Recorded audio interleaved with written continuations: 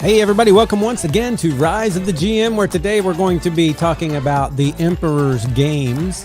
We're going to be talking about an arrogant librarian, but most of all, we're going to be talking about Worlds Without Number with co-host Evan Bright right here on Rise of the GM. Well, guys, I think I'm going to refer to Evan all day as Kevin Evan. We're on our new streaming service, which we have never done with 3 people before, but we realize it really puts our heads big in these boxes. So we'll try to keep them off of our names. We're going to maybe play with this layout a little bit later. But anyway, we are here with Kevin Evan, or Evan Bright as his friends call him, to talk today about an RPG system called Worlds Without Number. Worlds Without Number. I just love the title because it makes me think of that Pigs in Space for some reason from the Muppets and the way they would say that. But this RPG system, we're going to learn about that, what it is and how it works, and what's the pluses and minuses and the differences and samenesses to what we've talked about with some other stuff. So we're going to get to all that in a little bit. Evan, how are you today? Where are you today?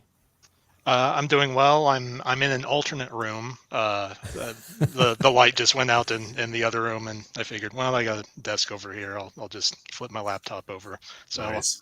It's nice. It feels like you were talking about like an alternate universe room. I'm in an alternate. I'm in a liminal space. Please. I'm in a liminal space somewhere in a parallel world of whoever it's occurred. Yeah. So we are here and in our normal places, Adam and I, and we're excited to get started. We're going to let Evan join in on all of our parts. We always have an encounter starter. We have an NPC at the end. Today's encounter starter is from the Game Hook. What is this? I always have to ask again. What is this from the series? Oh yeah, Dungeon Influence is this Dungeon one. Influence. They put these on Instagram. Yeah, the ones I find are on Instagram. I think there's some other options. Every once in a while, we'll just grab one and say, hey, let's look at this. And today we're looking at Game Hook number 115, in case you're looking where it belongs in this series.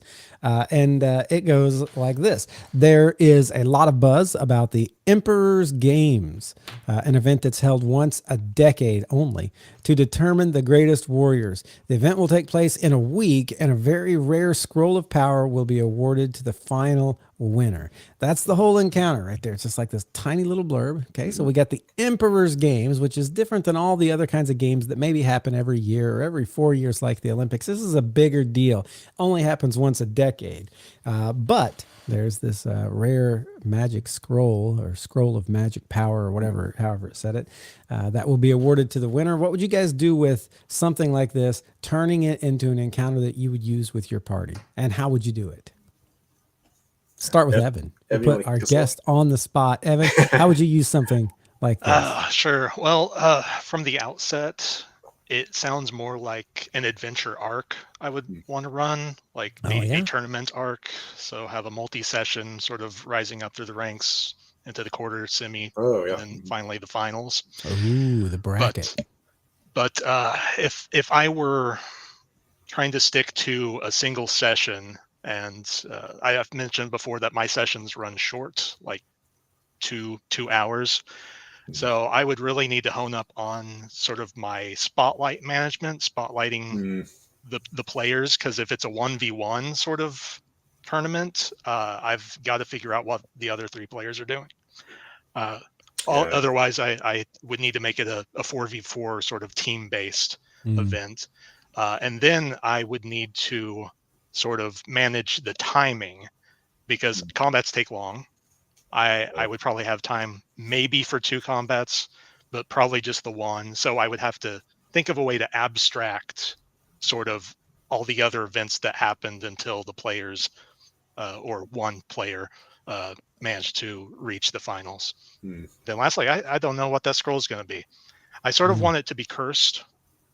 Like since it's only held once every 10 years, like maybe someone has cursed the scroll, and so whoever reads the scroll, they sort of get some sort of boons, but also like they get mind switched. So someone is trying to, every decade switch to the the latest and greatest best champion available. Oh, it's like what was the Denzel Washington movie with Azazel and Oh the yeah, yeah, Travel yeah. by Touch? What was that called? Oh man. It's like that, right? This Yep. demon who like occupies other people's bodies, except this one just looks for the most prime body, gets everybody Mm, all excited, and then just boom, comes in there and takes over that body. And yeah. I like that.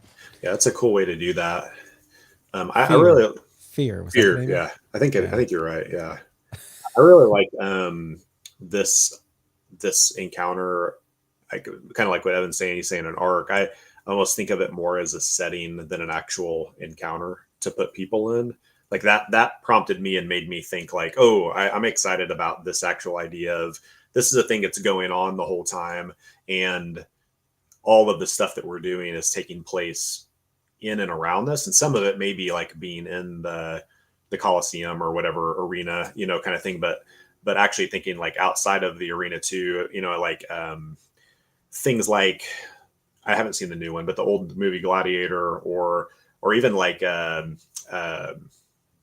shoot, Ragnarok, Thor Ragnarok, or oh, there was one more that I was thinking of with the like arena situation where it's like there were battles and stuff that were taking place, but the storyline was taking place actually outside of the arena, Yeah. and things were going on.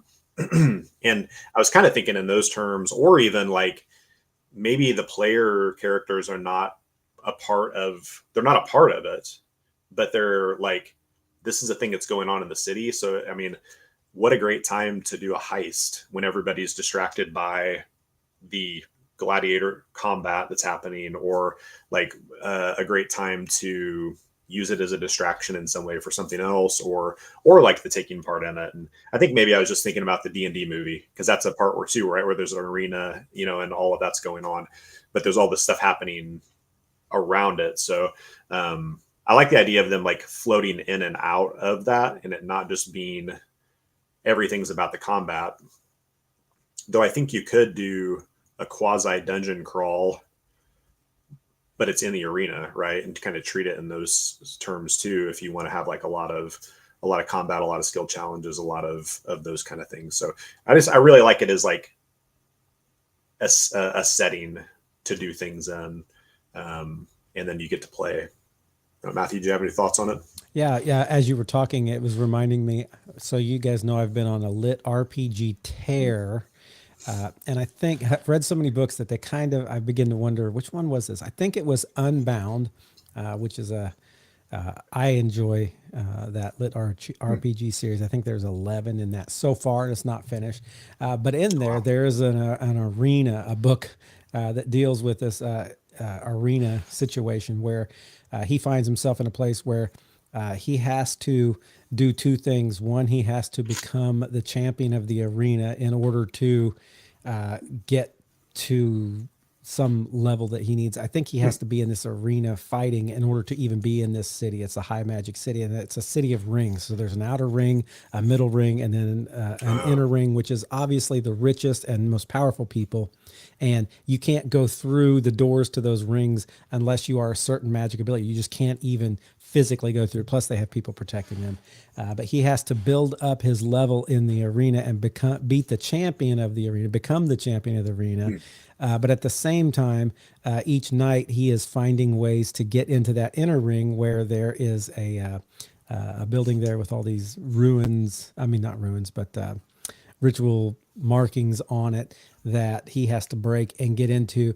And so there's only been 11 champions of the arena. The one that he's fighting is the champion of, power, might, something like that. But the guy that's in this tower that he's trying to get into was a past champion of magic. Wow. And so he's fighting basically two different champions of magic at the same time, one kind of covertly and one overtly. Oh, But it's wow. that idea that it's weaving in and out of this. So in the day, he's going through these levels getting up to, and then at night he's fighting, basically very secretive. He's super able to hide and stealth, and he has these magic abilities. But this guy that he's fighting is very different because he's all about magic. Anyway, it's cool because you got these two aspects, but that's one person. So it would again go to like with what Evan was talking about. Is it going to be all of the players in this are competing one against each other?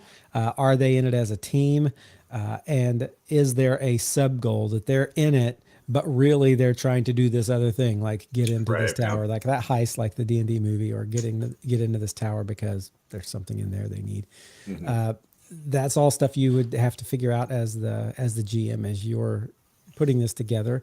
But I do like that more than just the arena, but that the arena is a very important part of it, and maybe even the sense that getting to the place where you get the scroll unlocks something, even if you don't use the scroll, even if you want to turn it in, or put that twist in, which I love that twist of the guy who basically mind switches. So you have to wonder, and this would be something fun you could mess with, is who are you going to switch into? So let's say your barbarian or your mage, whoever makes it as the one, and you would want one of your players to make it as the one and not some random NPC. So you'd have to like kind of figure that out a bit. But let's say whichever one does, they mind switch. This guy gets their body, gets their abilities, but they're going to go into somebody. Who is that somebody, and what's their abilities? Have they been completely spent? Are they like a beggar on the street? I mean, obviously they used to maybe be the champion, because this guy keeps every decade taking the most powerful person, and I would assume he only does that if the person's more powerful than who he's in. So maybe the guy has power. What position is he in? Who do people know him to be? And then there comes in this whole role-playing action of, okay, you're now plopped down in the middle of this guy's life. How do you go from there? Again, what are you going to do with the other three players, and how are you going to keep this a secret from everybody? That's like a big question, and I don't know how I would do it off the top of my head, but I bet if I sat down and thought about it for a while, I could come up with a really creative and fun way that they would all begin to figure out that this person's not really the person, and this guy would somehow use his position and wherever he was to try and figure out how to foil the guy, and they would have to get a mind switch back, and there could be all sorts of stuff. Now, my first thought when I read this was a scroll of power. And this is the gamer in me that loves power. I'm like, man, who wants a consumable? I want something permanent. And so when I read scroll, I'm like, no, I don't want no scroll. But scrolls can still be really cool and powerful. They're just a one-time thing. So I like that idea of just bouncing off of continuing kind of Evan talked about this and what you were saying, Matthew, like it could be the start of, if it wasn't one of your PCs, so random NPC has joined them and has fought with them through and makes it to the end. That's the one picked. Like that could be your BBEG beginning, of like this horrible, evil person now has a fresh body that's powerful, and now they're going to go on a tear. And it's the body of your friend that you don't want to totally destroy because you're hoping to get him back in. You get him back in there. So there could be if we're going to turn this into a giant arc kind of thing, now the story has begun actually, kind of thing. And how are we going to deal with this? So this is the kickoff. You start, your people aren't level 1. You're starting at level 7 or something. And it's like, okay, so this is the championship and you guys are in it, and they all, this guy came to the top. He was the most powerful. And then everything starts. Yeah. So I really like that idea that you started us down on that, Evan. So that's good stuff. Good stuff. Yep. This is why we have co-hosts on. Yeah. All right, so that's an encounter starter that you all might have a different take on. You might come at from a totally different angle. If so, and you run it and it's like successful, or if you just want to share what you would do, you can drop that to us. We'd love to hear. Yeah.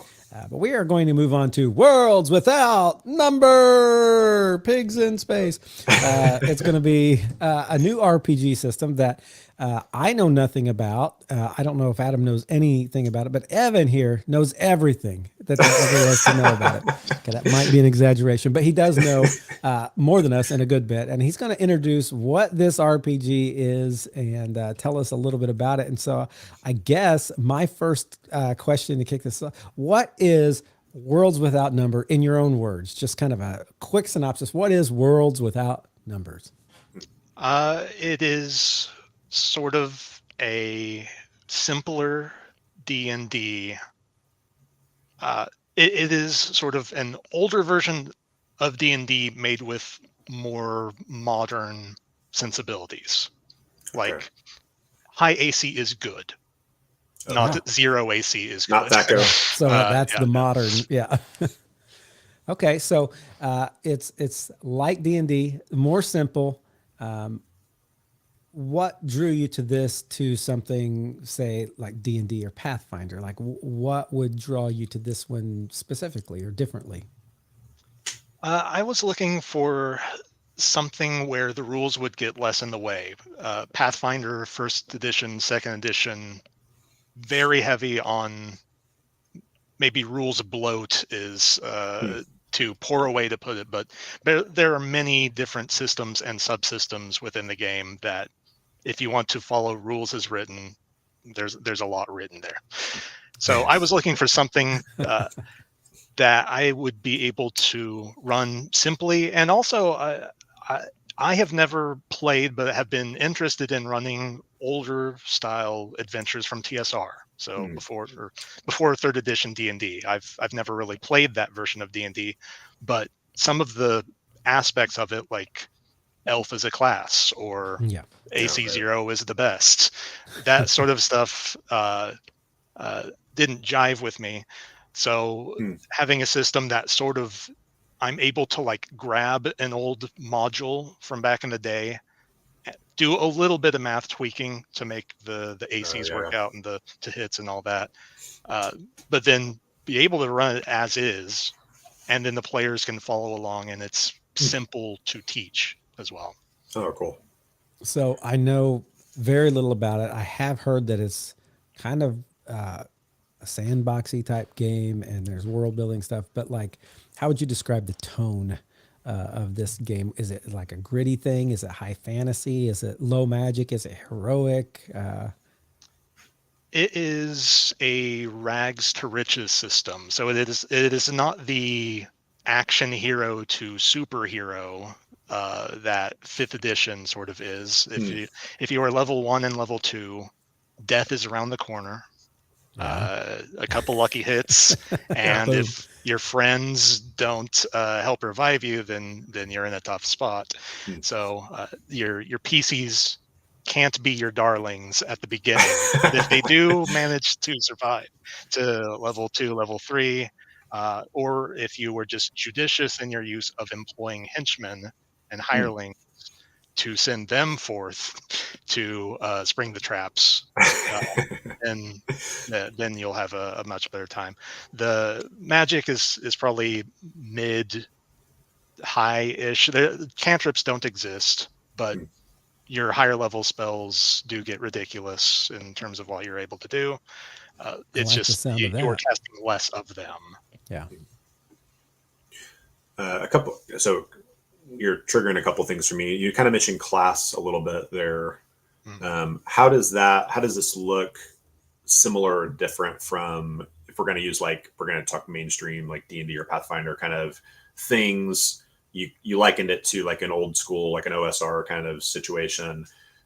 How does that look at like for classes? If I was kind of like make a There are character. three. There are three Okay. classes. You are a warrior. You are an expert, who is the skilled person, the thief or the Okay. rogue, Okay. typically, uh, or you are a mage.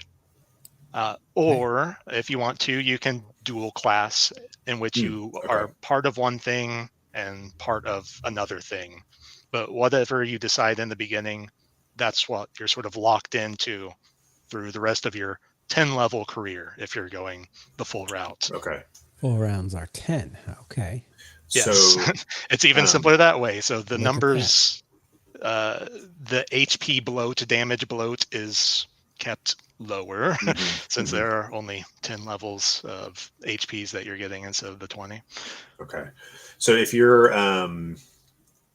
gonna uh, dual class there, does that put you on a completely different track, or is it like like what I'm used to if I'm on a cross class, multi-class kind of thing? You're kind of adding from each whatever class you take. Is that kind of what that looks like in Yeah, that? Or it's more the latter. Like okay, if you're a full warrior, you get a couple or first off, your HP's base are just higher than everyone else's. Then you get an ability where you deal more damage based off of your half level. You add it to all the damage that you do. And then there's another thing where you're able to turn one of your misses to a hit, or one of the enemy's hits into a miss against you once a combat. So that's for a full warrior. Whereas if you're a partial warrior, partial expert or whatever, you might get like the advanced hit points, and that may actually be it from the warrior side. And then the partial expert side, you'll get some other doodad. So when you're half of one thing, you don't get the full suite of abilities that full class gives you. You just get a piece. Okay, so I'm going to back up real quick here for a second. I kind of asked you about the world, and you gave us an idea, but why is it called Worlds Without Number? So Dungeons and Dragons, you go into dungeons and you might fight dragons. Now, yes, there's a whole lot else that goes on with it. Pathfinder, I don't know if I know exactly why they named it that, except you're finding the path to adventure. Why do we call it Worlds Without Number? Because his earlier game was called Stars Without Number, I think. And that was the space version. That would be the Pigs in Space.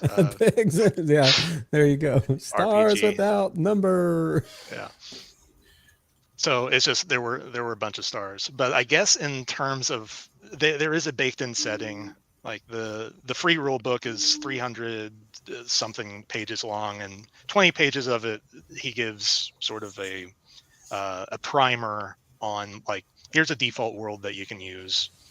And of course it's one of those that's built off civilizations have risen and fallen eons later, so it's post apocalypse, and helps explain why dungeons exist, why cool stuff exists in the dungeon and monsters, and why you might want to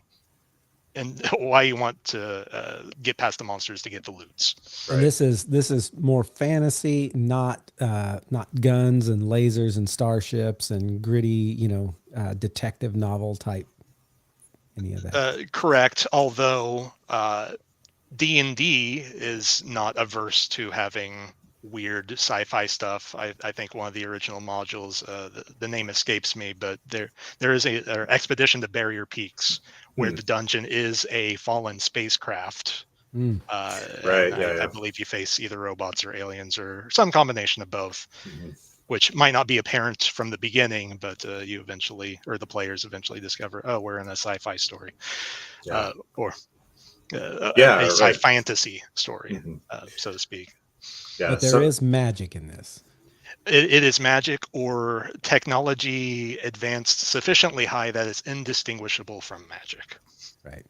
Right. I'm sorry. I keep cutting you off, Adam, every time you No, that's okay.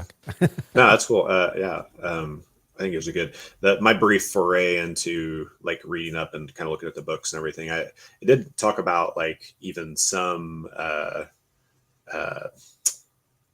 you could do some crossover with Stars Without Number, kind of because they're compatible is like what I'm trying to get to. So the chassis are pretty much identical. Maybe the skills are a little different, but I think you can port over a class from Stars into the system. And maybe even there's another game that came out later called Cities Without Number, and that's his cyberpunk system.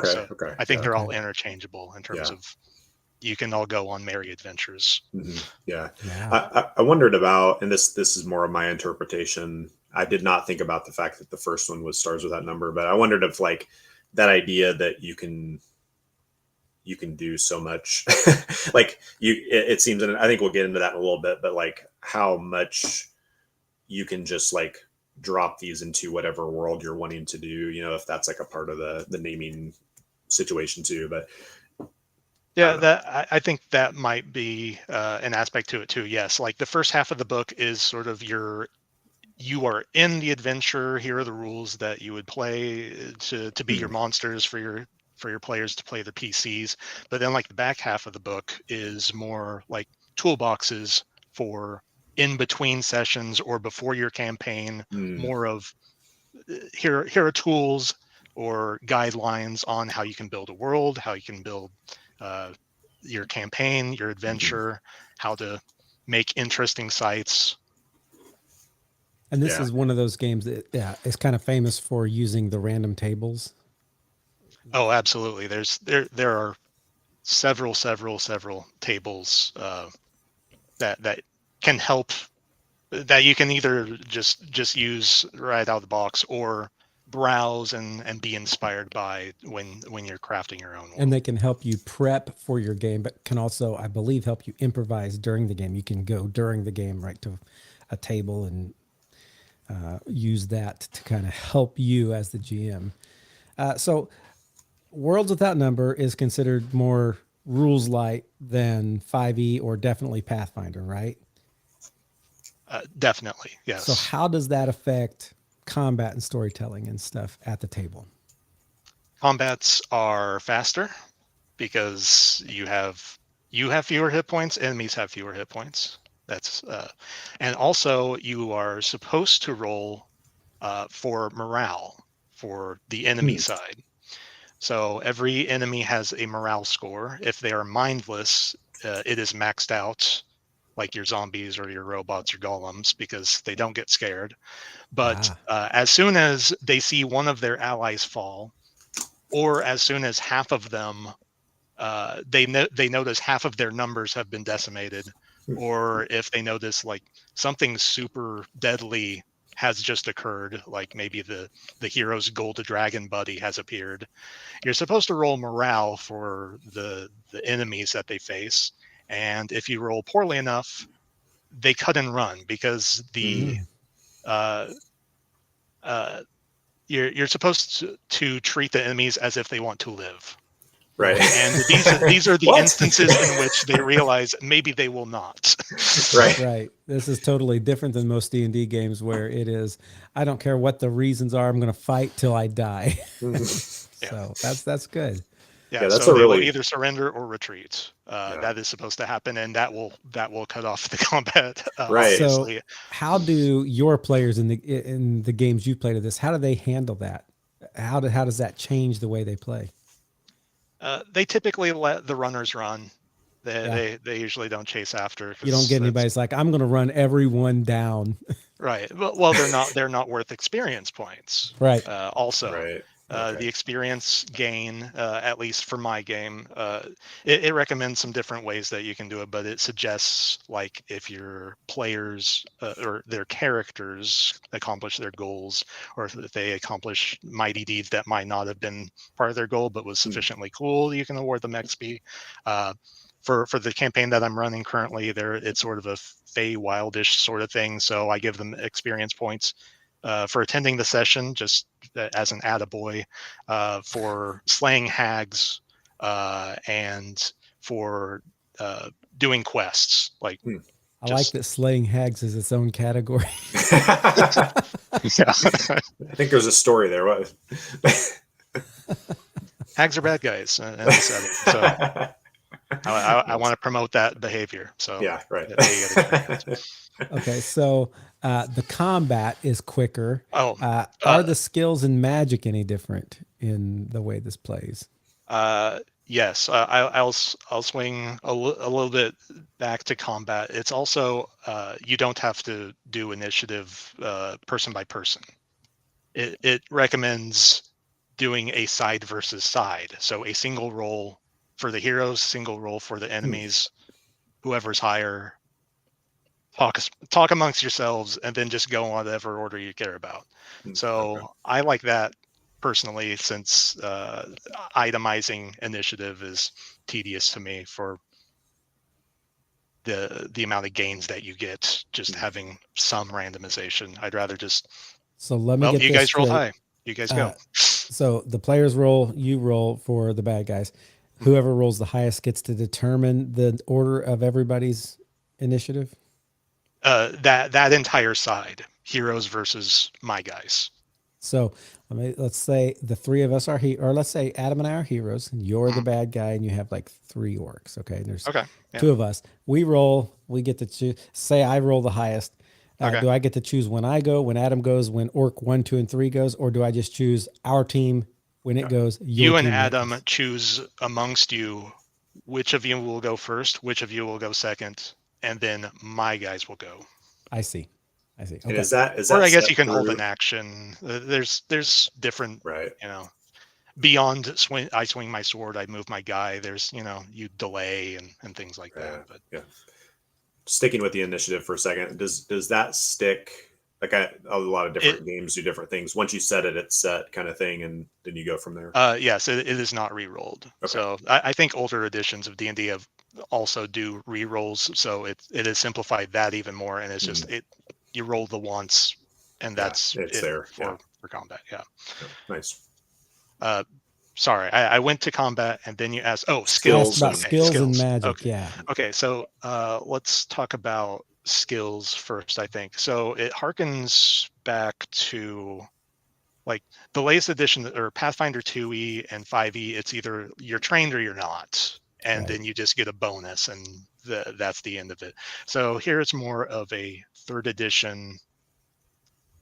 I don't think any edition of D&D earlier than that had skill points. So it'll resemble Pathfinder First Edition, Third Edition, where you do invest points into your skills, but the numbers don't go burr.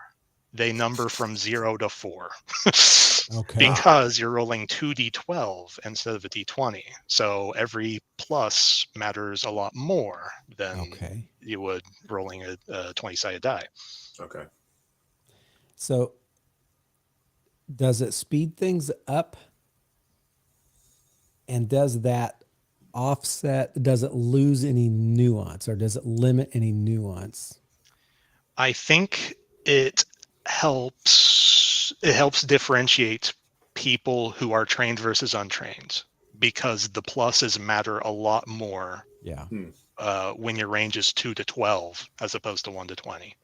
So the people who are trained will more often succeed versus the untrained person. While in D&D, you can have your wizards like bending bars and breaking down doors, and your barbarian if they like roll bounces 20s, off. Real quick question: is it 2d6? 2d6 plus. Yeah. Okay, Yeah. With the typical target number is 8. Any difficulty less than 6, it recommends you don't even bother. Just have them do. Just let them do it. Yeah. And then if you are completely untrained, so 0 means you are trained, you're just not great at it. But if you are untrained, so you have a blank in that skill, then you're at a -1 on that. Okay. Wow. And then as you level up, you get points that you can divvy up, sort of third edition D&D or Pathfinder first edition style into, I want to be a better talker. I want to be a better. There are actually combat skills also, which is unlike D&D and Pathfinder, like unarmed, melee, and ranged. If you want to, you can pump points into those and be better at them, which maybe your wizard or your expert might feel like doing, so they can feel a little closer to the warrior. Can you explain how that affects things? So if I'm in battle, I've pumped unarmed, and I want to, punch the Naga in the face. Like, how do those things interact with the roll? Sure. Yeah. So you add your skill rank, you add your attribute modifier, which this is a 6 attribute system: strength, X-Con, and twist, Shaws. Okay. We all know those, but the modifiers range from -2 to +2. So it's not the -5 to +5 swing that's we're accustomed to. So you add the relevant modifier, you add your skill, and then as an attack, each of the classes does have a base attack bonus. So a pure warrior gets a +1 attack bonus for every level that they have. Partials probably is going to be less than that. And then you add that, and you roll your d20 and compare it to their armor class. Cool. Ooh, another speed thing, tangent that just came to mind. Even on a miss, you hit a little bit. There's a thing called shock damage when you're in melee. It's supposed to represent if you are up in somebody's grill and they are not very armored. When you're swinging something deadly, you're probably doing something to either hurt them or make them easier to stab dead later on. So every weapon has its own shock value. Like I think a quarterstaff is maybe 1 point of shock for AC 13. And what that represents is as long as your enemy has an armor class of 13 or lower, even if you miss with your quarterstaff, at minimum you're doing 1 damage to them, just by nature of they're not wearing full plate. So you're probably bumping them a little bit. Giving They fall down when you miss and hurt themselves, and so that helps speed things up too, and puts the fear of the various Worlds Without Number gods into your PCs, because enemies get the same benefits. Do the same thing, them. Yeah. Does that affect morale at all, or is that mostly just an HP situation? It's just an HP attrition situation. Until someone dies, then that perks the bad guys up. Yeah. You've talked combat. You've kind of got into skills. Is magic the same or different? Magic is it's not the prepared casting of older editions. It's you sort of have X number of spells in your mind, and then you have Y number that you can cast per day, but you can repeat. So you don't have to individually chamber up. Well, I think I'm going to use 3 magic missiles today, so I better slide 3 magic missiles. You just have to remember the one. And then if you want to use it multiple times, you can use it multiple times. Okay. Additionally, there's no you cast X number of first level, Y number of second level, Z number of third level spells. It's I can't remember what a full level caster is going to be, but your first level caster has 1 single spell that they can cast. But it can be of any spell level that they are capable of casting. So maybe as you climb your class levels, you're able to cast 5 spells per day. All 5 of them can be your maximum spell level if you wanted to. But that might not necessarily be what you need for your adventure. So you might want to hold on to 1 or 2 slots in case you need to cast some lower level things later on. Okay. So go ahead, Adam. I have just a bunch of questions, so we may be all over with this, and I know it's kind of good. I want to go back to classes for a minute. So we have the three main classes, also able to dual class. Are there, in your experience, does it feel, even if say 2 people took warrior, warrior was the right. So 2 people in the party are warriors, or even a warrior and a cross-classed, dual-classed warrior.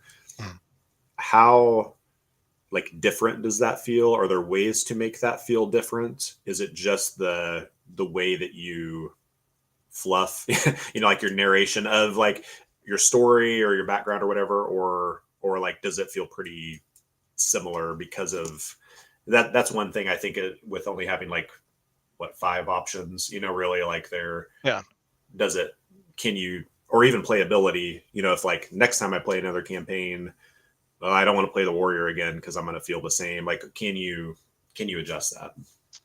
I'll speak to the warriors first and the mages second. So on the warrior side, or actually I guess for every hero, feats do exist, or a feat-like concept called foci, and as you level up, you're able to get those, and those are probably the buttons and levers that you will use to mechanically make your warrior different from somebody else's warrior. Maybe they're going to go for super tanky dude, upping their AC, upping their HP, and maybe you'll go for, I don't know, something that improves your shock. There's a foci that enables you to treat your target as if they were AC 10, when Oh, you wow. are using your weapon, so that darn near guarantees that you will be doing your shock damage to them, regardless if they're wearing full plate or not. So in that way, you're able to differentiate your dudes as well as the skills. I think out of combat Right. skills. Then for the mages, uh, you will choose a tradition of Hmm. spell casting for the mages. Did I write them down? Yes. So when you're a mage, you'll pick among high mage, elementalist, or necromancer as sort of Okay. your dedication, and that drives sort of the spells that are available to you, as well as although there aren't cantrips, there are things called arts that Hmm. I guess they're pseudo cantrips.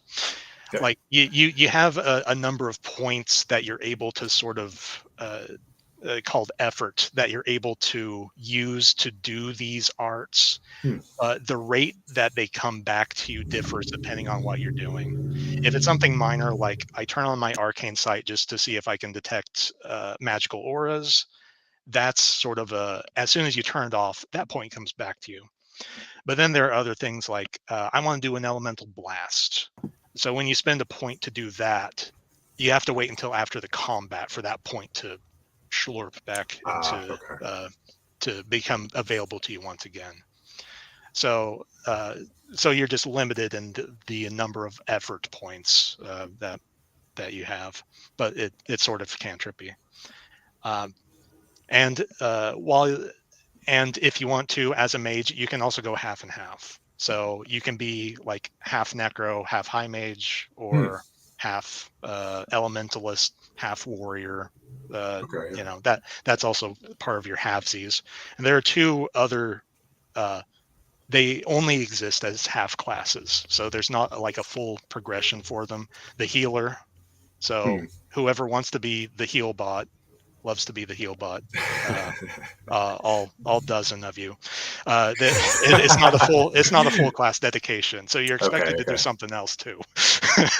Yeah. And then vowed, which is a monk, the unarmed punching dudes instead of stabbing them sort of guy. And does that fall under the expert, or what is that? These are actually they are considered half mages in terms Oh, of half like mages. Okay. Okay. yeah. Mhm. Interesting.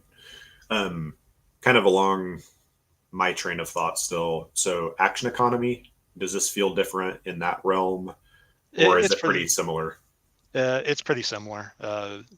Not it's not as it's not as it is less complicated than action, move, bonus action, but you can't degrade any of those. You're limited to a single bonus action. If your bonus action is a spell, you can't do another spell.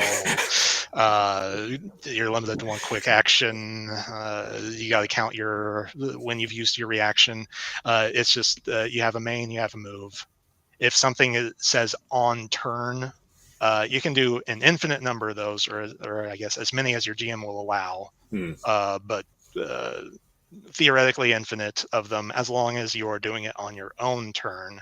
And then there's instant actions, and those are as long as your GM allows you, you can do an infinite number of instant actions on your turn or somebody else's turn. Okay.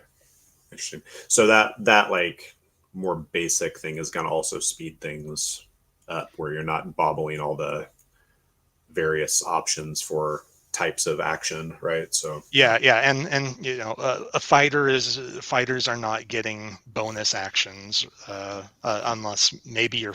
Um, I don't think foci give you any new actions. I think they just beef up the actions that you're already capable of doing. mhm, mhm. Yeah, Nice. Cool. if you want to go complicated, pick a caster to get your Yeah. spells and arts. Okay. Nice.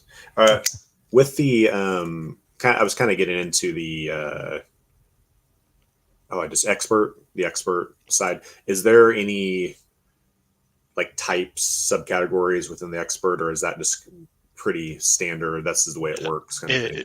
It is what it is. Although I think there's uh, maybe in the paid version of the core rule book or its expansion, there might be some full uh, or partial expert variants, but Right. I'm less familiar with those. Yeah. So mentioning that, kind of getting into a thing I would ask later, but there is a free version that's just open for anybody, right? And then the Yeah, deluxe or whatever it's called, like, is the paid version kind of thing.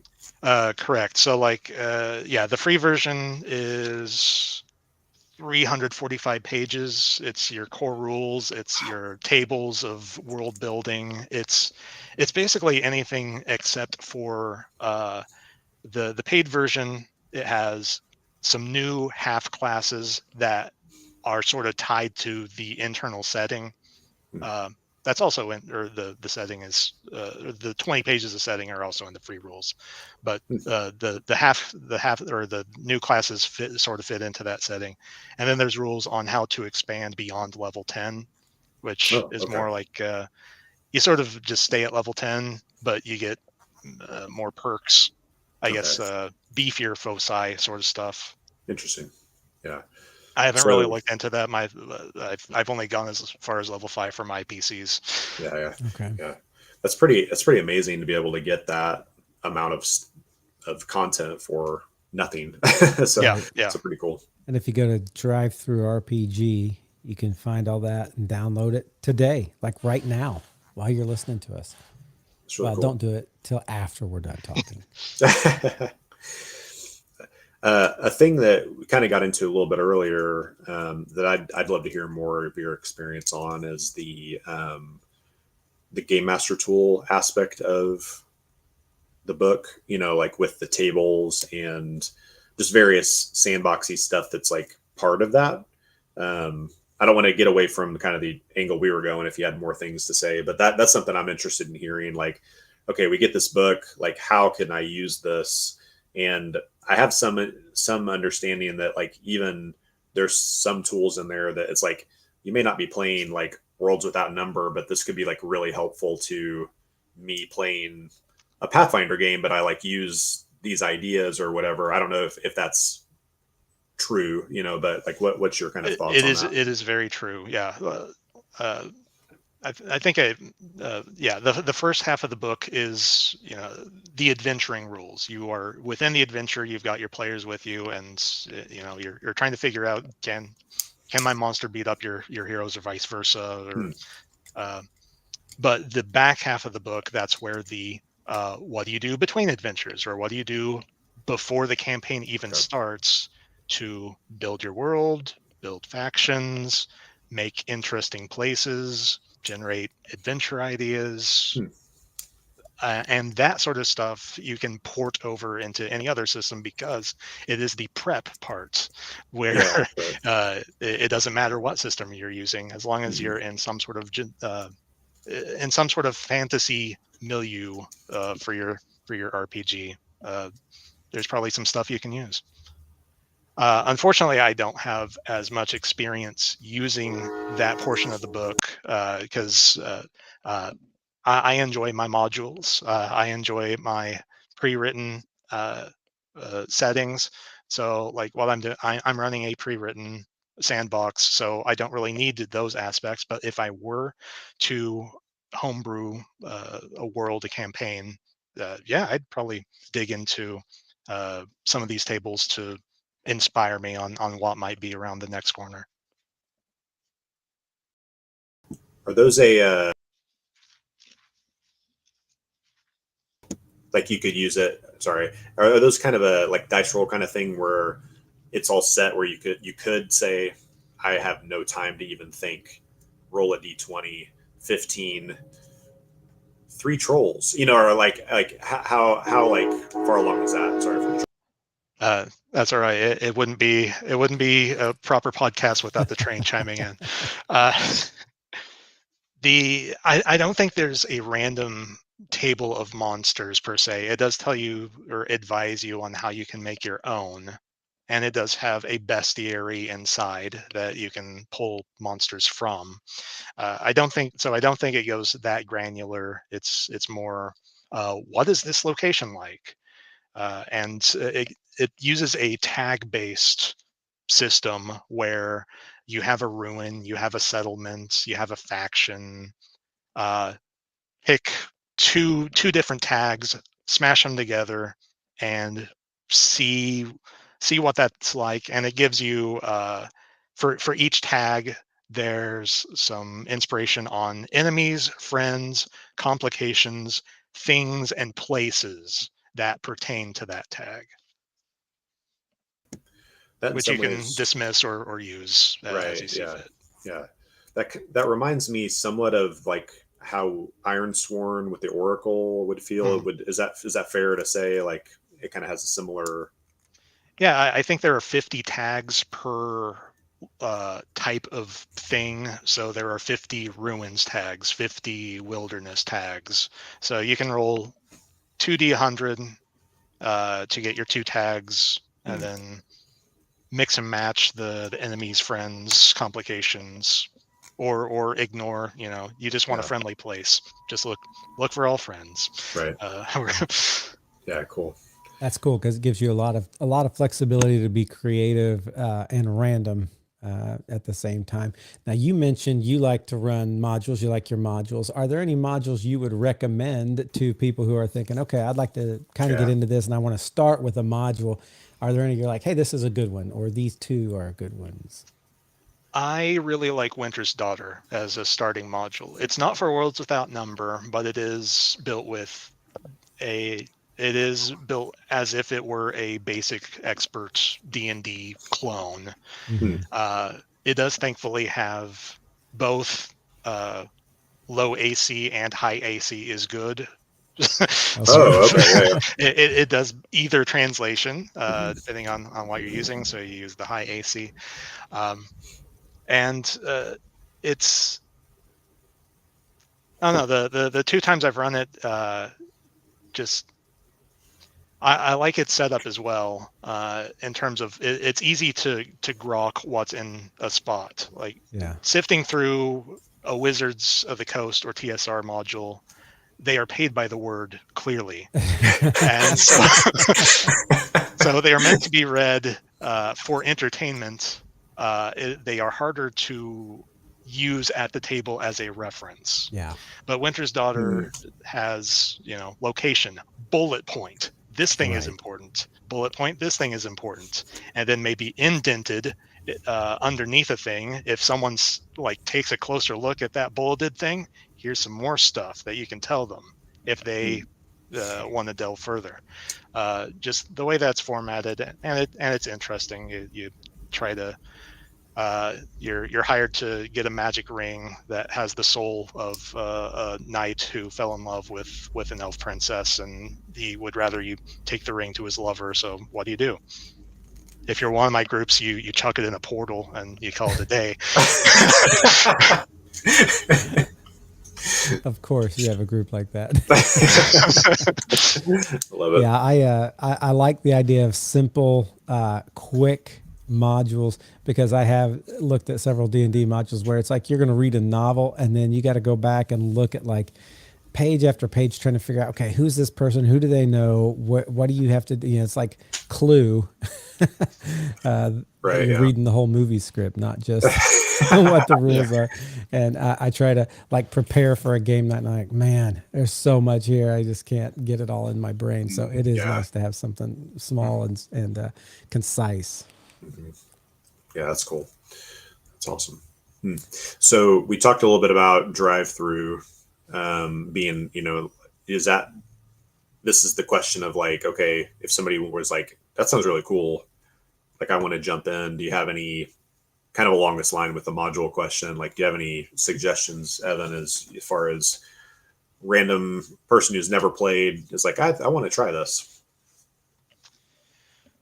Oh, I'm trying to think of like free resources for old school adventuring, and I'm hard pressed to think of those. I mean, if having a 300-page free rule book, half of which you may just toss in the trash or toss in your digital recycle box because you either don't care about the adventuring system, you just want the bits and pieces to craft a world. I mean, Mm, that's fantastic. Or if you just want to run a dungeon dive where high numbers mean good. Yeah, right. And elves are not a class, then you can keep that portion. When two of your requirements are AC is high and elves are not a class, you're in the right sweet spot. No, if you want to be an elf, you got to pick a foci for that. If your GM allows, yeah. I feel like you have a feeling toward elves like I have toward dwarves. Would this be correct? No, I actually dig elves. Okay. They're okay. I wasn't sure there Just from not your as fun. comments. Yeah. I guess I didn't even ask this kind of thing. Like, is race like a thing? We didn't even talk into that. Like, do you have that, or do you just kind of skim? I was not kidding that they are a foci, but they're sort of tucked away in either toward the bestiary or maybe the world section. I don't know. So they're more of an optional thing. So the default is you're all humans. Okay. But NPCs can be any weird thing that the GM wants. But if you want to open it up to your players, then it offers some foci, so they can at level 1 be elfy or dwarfy or gnomey. Yeah. I think I want to try this, and everybody is just naturally dwarf, so that we can play. I'm shaking my head quietly, everyone. Shaking my head. Well, it sounds like an interesting game. Yeah. If you were to say, okay, here's my favorite thing about the system, and here's one thing I would change as we're kind of wrapping up this idea of here's what Worlds Without Embers. What's your favorite thing about it? What's the one thing you might change? My favorite thing about it is the boring answer is the ease of play. I rarely have to consult rules at the table because there aren't 27 status conditions that happen in combat. More comedically, I really like the spells. The spell names aren't some of them correspond to D&D stuff, but they've got weirder names. Trying to find the what's a good one?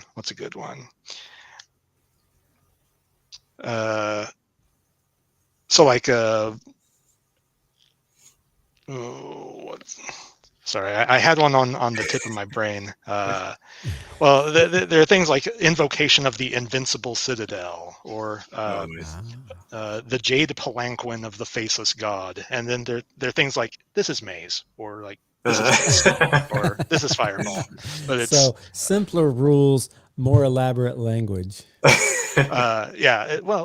Well, when you're a mage, you may as well call whatever your spell is with highfalutin language. Have you ever seen these? So in reading Lit RPG, a lot of them will have it where like the caster yells the name of the spell every time they cast it, which I hate that. But like, can you imagine him? I can't even remember the words you just said. Palanquin of the Invincible, something every single time they use it. I love it. Time stop is Abdication of Temporal Presence. Abdication of Temporal Presence. I love it. Yeah, so it's. And what's one thing you would change if you could change one aspect of this game? I think I would like to make it maybe slightly deadlier versus the PCs. Although that just may be my preference. Mine have taken a feat that jacks up their AC way high, so it's hard for me to do shock. Thankfully, there is a way to gang up or swarm an opponent to guarantee you'll do some shock damage to them, regardless of what their AC is. But it tends to on the low side, so I might want to see that number known as shock and awe. Maybe like what you do doesn't hit them, but it's so fabulous the way you spun around, pirouetted, and swung that quarterstaff that they kind of pause for a moment in awe. That causes something. Every enemy or every NPC canonically has the foci that gives them the drop to 10 kind of AC thing. And I could consider that. Yeah, on hard mode. I guess I'm just having more like mechanics questions come up. I know we're trying to wrap it, but so spells, are they, if I I don't know, throw, the force Like bolt one or of whatever, like indestructible force. is that AC at that point too? Is that simplified in that way, It's or are probably we? a save. There are Um, saves. Okay.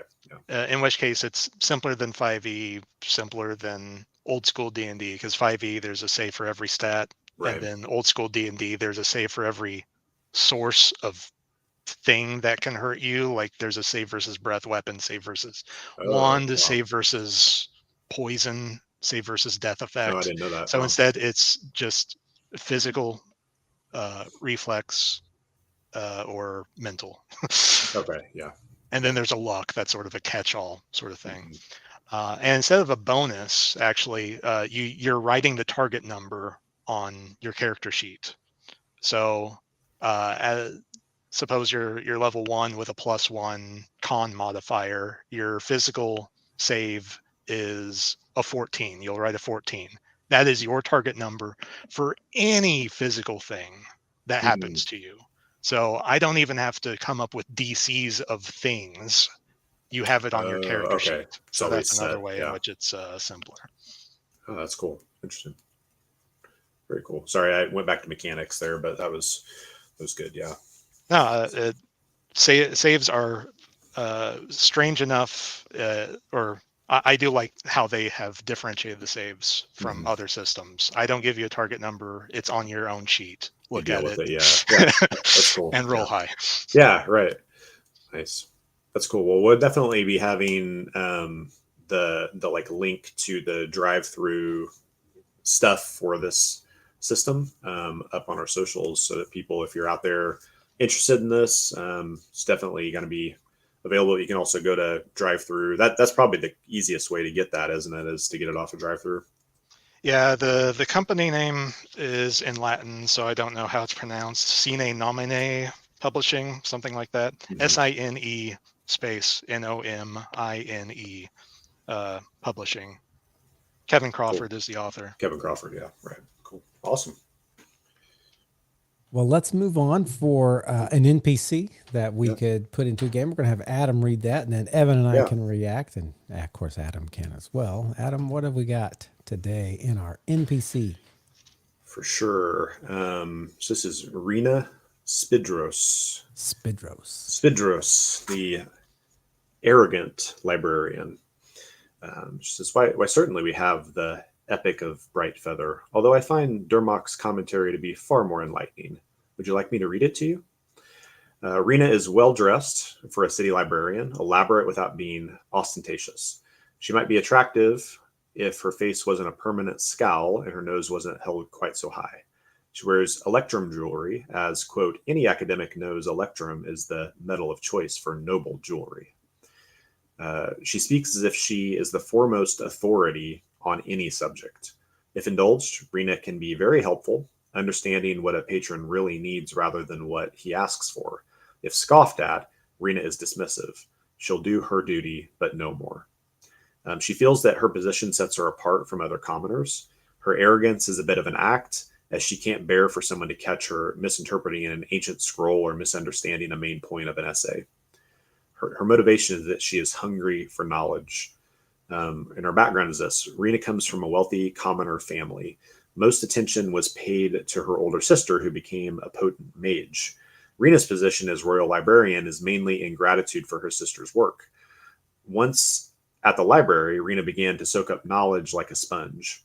Unfortunately, her hunger for knowledge means that she speed reads most material, grasping some basics, but never fully understanding what she's read. She enjoys showcasing her knowledge to patrons. This is Reena Spedros, the arrogant librarian. What do y'all think? Yeah, she's one of those kind of can be insufferable because she is always right and loves to hear her own voice, but she can also be useful. And so it's that balance of the party between how much do we want to listen to her, Hmm. like just act like we're, to patronize us, to act like we're idiots in order to get good information. Right, And yeah. so, this is one of those kind of NPCs. And I think, at least my parties always tend to want to go to the library. They're very studious PCs that I have. They're always like, let's go to the library and look at books of maps and read old histories. And so, she can point them in the right direction if they indulge her, if they, play along and let her be. But I like the fact that she speed reads and often will get things a little mixed, but she's very worried about people thinking she might have gotten something wrong. And so it's the kind of person that without reading this, I can see myself saying, okay, there's a librarian in here. When you come in, it's like, you guys don't even know the difference between, blah, blah, blah, and blah, blah, blah. Idiots, come over here to this section. This is the book you want to look at, and they're very dismissive, very know-it-all, but can point your PCs. This is the kind of person I would have probably automatically come up with. And I think that fits that. What about you, Evan? When I hear or when I read about an NPC or hear about an NPC, I try to think of which role they're going to fill, whether it's an ally, contact, rival, enemy, or patron. She seems more of either a contact, like she's got a breadth of knowledge. She might say she has the answer and give you an answer, but then if the party knows her well enough, they might prod her to say, well, if we want to learn more, where might we go or who might we talk to? And then she might deign to give that information as well. And I was also thinking like maybe a good patron as well. It said that she comes from a wealthy family, so she might have enough coin that she might want like rare tomes, things of that nature that she's wanting to pay adventurers to get. So then she can toot her own horn that she has access to this rare book that nobody else has. Yeah. And more than coin, I could see her like wanting to trade information you're looking for if you can get her information about this. Right. Yeah. I really like that question that you asked, Evan, about like, okay, when I hear this, which role are they filling? That's a cool way to think about that. I like her. It's kind of bouncing off of like what you were saying, Matthew. Sometimes I love the library too. I love a good librarian. I love going there and getting information. But I think sometimes, as a player in Matthew's games where the players all like going to the libraries, we go and we like don't actually know what we're asking for, kind of thing. Or it's like, I have an idea, but it's actually totally the wrong direction. And I think like the arrogance thing of like, you're asking for this, but actually what you need, it's almost like that. It's like that rerouting of like, you could give information in a way that feels like it's part of the character, but you're also helping them actually ask for the right stuff, kind of thing. When we're like going the completely wrong direction, it's a reroute without feeling like, okay, I've been railroaded into, no, you have to do this by the DM, not the, not the character, but it's the character instead. So yeah, that's a good point. Yeah, she's a good conduit by which you can spout lore in the game instead of just you, Matthew or Adam or me telling the players. Yeah. Remember this thing that happened in the history of the world that I crafted? Yeah. You don't remember what? Yeah, for sure. So yeah, I think she's a fun one. Kind of gives a nice personality and face to someone who maybe they're most likely gonna run into at some point. It's a good thing. All right, so there's a good NPC for you if you need a librarian who's a bit arrogant and a bit helpful and can get you some lore into your game. And try that out. Reena Spedros. We do not have anything in the haversack today. I stuck my hand in there to grab what was on top and it just went straight to the bottom. That hardly ever happens.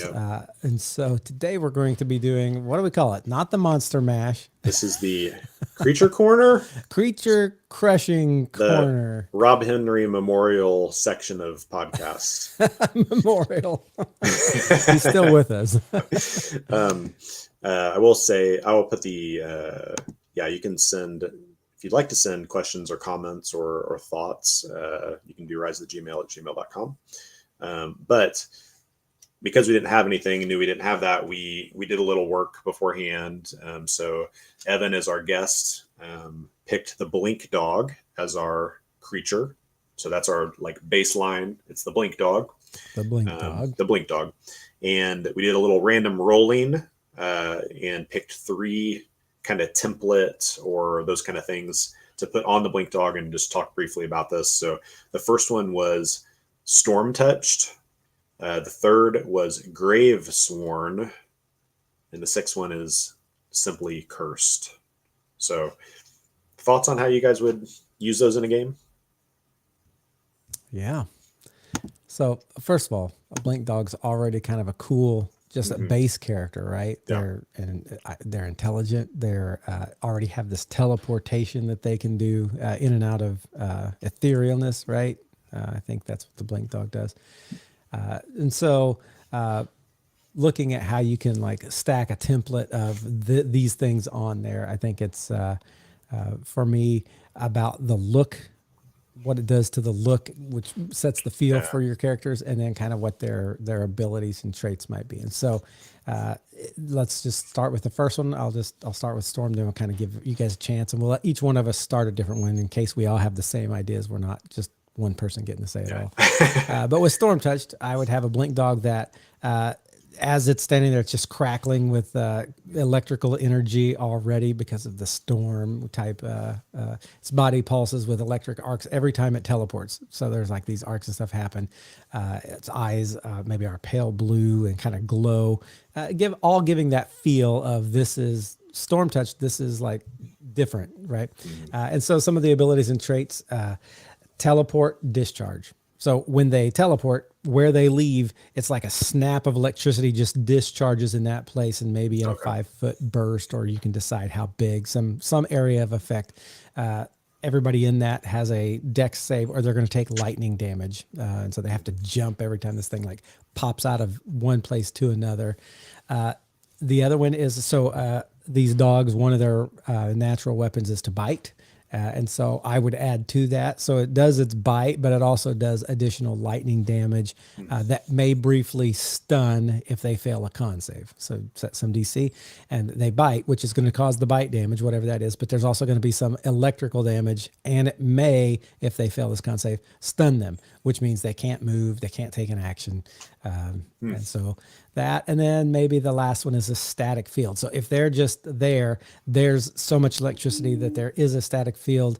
And so if a player starts their turn within 5-10 feet, whatever, I don't know if it's right beside or in a smaller or a little bit larger area. If they start their turn in that area, they're going to take some kind of minor lightning damage. I'm not sure what I would do with that, but some sort of static. So it wouldn't be as much as like a big electric shock or something, but it'd be something small, a point or two of damage, and you could set that however you want. And so one of the things that I think is cool is to think, okay, how would I not just use this character, but how might this character kind of be introduced into the game? This idea of a storm. There's this town, and it's this storm. It's like blinks in and out of existence. And so the weird thing is this village is like here, and it's all beautiful weather 1 second, but then boom, it's like hurricane force winds and electric and rain, and then boom, it's back to beautiful, and then it's back to that, and it kind of blinks in and out. Maybe not like every few seconds, but like it blinks in for a while and then just blinks right out. And this has been happening in the town, and it's because of these electric or these storm, what did we call them? Storm touched blink dogs that have somehow found their way into this plane over this area. They kind of keep blinking in and out, and you are asked to come in and take care of them or something. Yeah, nice. So it gives a kind of a cool environmental sort of how everything can be beautiful and then change to not beautiful all at once. So that's what I might do with a storm touched blink dog. How about the two of you? Yeah. Evan, you got thoughts? Nothing beyond that was a lot of options. I was just thinking of maybe a larger burst or when it's hit. Not only might it get a free teleport out of harm's way, it'll still take the damage, but it just innately will zip over farther away from whatever harmed it. But where it vacates, there's some sort of thunderclap, some sonic damage. So you might want to think, do I really want to get up in melee with this thing, or should we just pepper it with arrows? Yeah, right. Something like that. For Of sure. course, it can blink toward you as you're trying to stand off and pepper it. Yeah. Right in your face. Yeah. I thought it would be cool, like visually. I know it's like, so it's like, popping back, bamfing back and forth, even though it's going not materially, like if there's like a lightning bolt that follows the trajectory of like what it is, like that could be a mechanical thing, but also just like the look of it. But I was kind of thinking about, it's like the car in Back to the Future when it disappears in those two Yeah. lightning things. It's like Yeah. when it teleports, it goes away. And it's like Right, you see these two lightning things fly across the ground, and then boom, it's back in. Yeah, for sure. I think you could have some pretty fun chaos on a battlefield if that's like what's happening, especially if there's more than one of them. And especially if everyone between those 2 points took some sort of electrical damage every time I did that. For sure. I was kind of thinking in another way, like dogs, and maybe something as silly as like this blink dog dug something up it wasn't supposed to, and there is a storm giant that is really ticked somewhere, and it has to keep blinking because lightning bolts keep flying. And it's not even like this dog is not the hostility, but it's just trying not to get like shot with lightning bolts from whatever is shooting. It's kind of a curse, Yeah, Zeus is up there. And so even like from an environmental thing of like, we're in this area with stupid blink dog why is it attracting lightning, and the storm touch is actually like almost a curse in some ways, that you have to like deal with or help it, or like this attachment to maybe it's a pet of a storm giant, and that's how it's connected to it also. I don't know. There's some interesting ways to play with that. Evan, do you have something pop up? Yeah, as you were saying that there's a trail of lightning. I mean, you can track its location on the battle map round by round and be like, one round later, whatever that position was, is going to get a lightning strike, and maybe 5 to 10 feet around it. Right. Yeah. Be strategic with it even. So yeah, that's cool. Awesome. What about Gravesworn? We've got a Gravesworn blink dog. All right, one of you guys get to start this one, and then whoever doesn't gets to start the last one. So who's it going to be? Got anything in mind right away? I'll volunteer. Gravesworn to me sounds just generic undead. I don't know if there are specific capabilities for a Gravesworn or not. So I'm thinking that this is sort of a necrotically infused blink dog in addition to all the electricity that's zapping through it. So it'll probably have some sort of energy draining capability. So either it's giving, if we're playing 5th edition, some exhaustion levels, perhaps, if it's lands a hit or hits so hard, or maybe it degrades their constitution or their strength in some manner, make it not just hit points attrition, but really make it debilitating to whoever it hits. And Adam. Sorry, trains are loud today. I was thinking about, and I can't actually remember. I'm a little fuzzy on like when they blink, like where they're going, kind of thing, and if that is like a said thing. But maybe just this idea of like, I'm thinking about more of a Pathfinder D&D thing of like a ghost touch weapon or those kind of things where you have specific creatures that are undead, ghostly, spectral kind of thing that they are in the ethereal plane, right? So this blink dog with the like grave touched situation now has the ability to interact both ways, and it's like not bound to a material plane kind of situation. I don't know how exactly that would play out in like a fight or anything like that, but I think that kind of interesting. Or maybe it can transport you as well, like into it's grabbing a hold of people or even getting near them and bamfing, and you're pulled into the ethereal plane in this way that's like a different kind of situation. So Yeah, I was so I'm not very creative, so I kind of thought, okay, something to do with the blink and something to do with the bite and something else. This is what I was trying to think of. So to do with the blink, instead of just kind of blinking and teleporting, give it like a ghost step where it can actually blink kind of through solid objects or into Mm. places it can't see, because usually I think blink is like you have to be able to see line of sight sort of thing. So maybe it gains something in that step. For the bite, as it bites, it's considered a magical bite as well as like just Oh, a okay, yeah. physical bite, and it deals necrotic damage like Evan was talking about. Kind of like that idea, and they have to save, or something's going to happen. Maybe they start. Maybe they get a vulnerability to other necrotic damage, or maybe they start to turn into. I don't even know how that would work.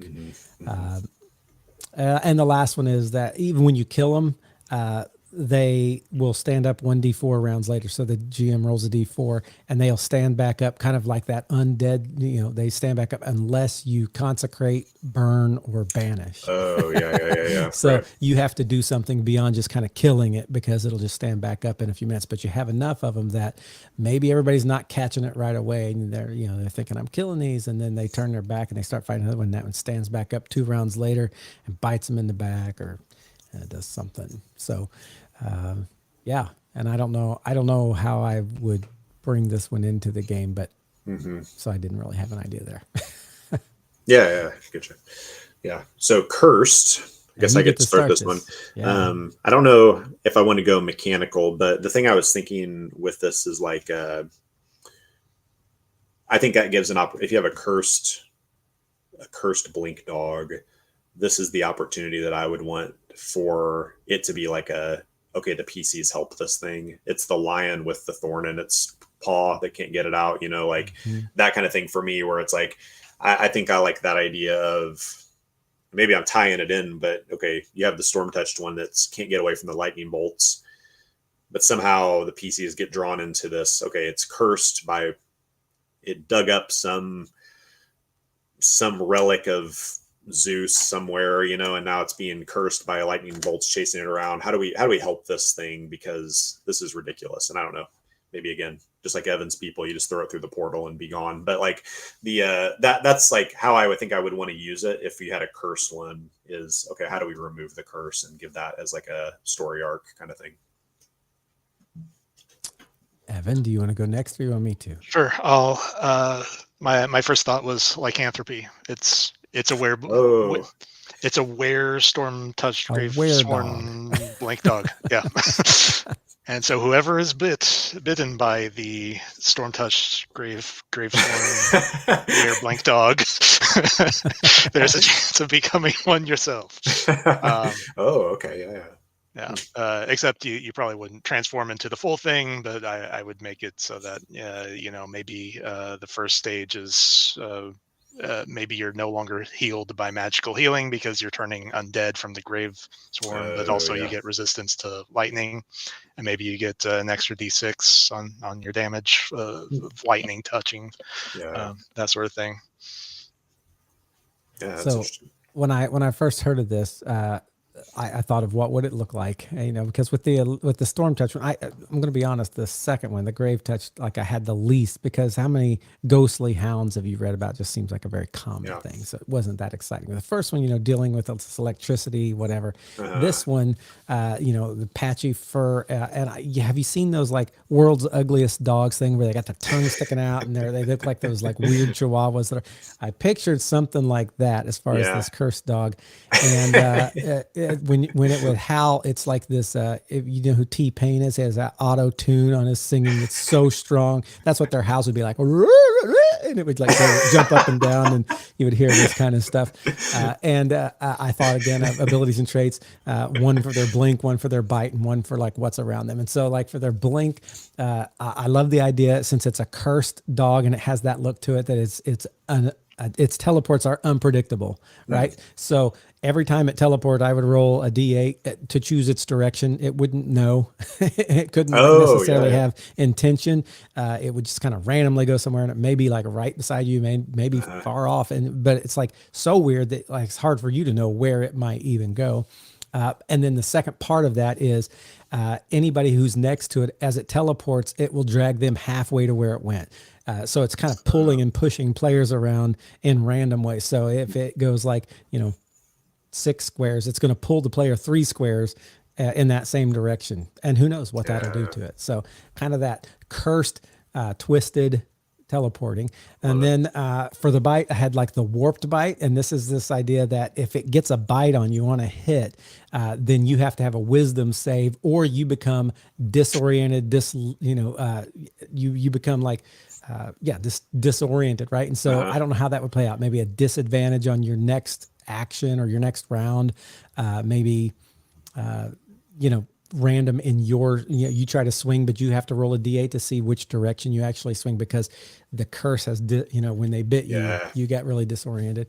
Cool. And then the last one is if you start your turn in the right next to them or in 10 feet around them, whatever you decide the cursed area is of the cursed aura, then you suffer these like headaches and nosebleeds and hallucinations. And so I don't know how I would exactly put that in play, but I think I could do something cool with that as well. So this idea of like that world's ugliest dog that's blinking randomly and causing you to be disoriented and do things randomly and dragging you halfway. I like that one. That one was that was one I could use, right? So I feel like everything we did just is like chaos on the battlefield, and I'm a big fan of all of that. So love it.